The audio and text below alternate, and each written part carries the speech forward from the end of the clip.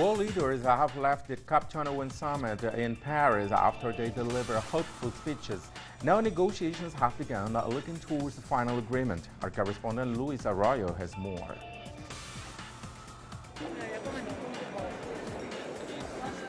Heads of state have gone, and now the talks to reach a global climate agreement have officially begun here in Paris. The indigenous people were the first to raise their voice, this time against the program of reducing emissions from deforestation and forest degradations, or RED. We find that a lot of these voluntary RED projects, at the end of the day, many of them end up being private reserves, social bosque projects, and where indigenous peoples and non-indigenous, mestizo people, forest people who are dependent on the local environment, they cannot go into the forest anymore to get the wood for their homes and firewood, and because those trees are now protected in these carbon trading regimes, and they say, well, who?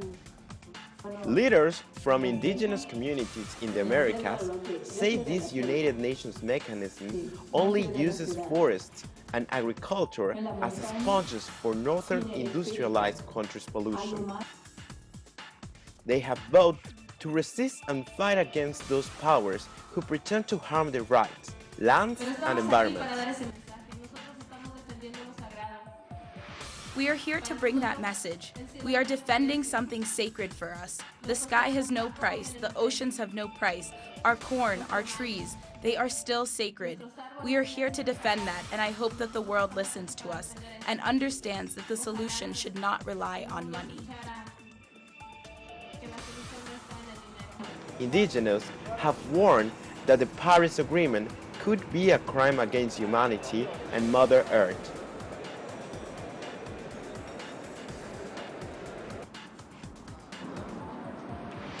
Indigenous people will conduct protests this week in Paris in order to raise their voice against capitalism.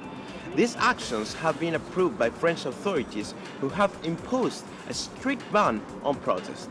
Luis Arroyo, Telesur.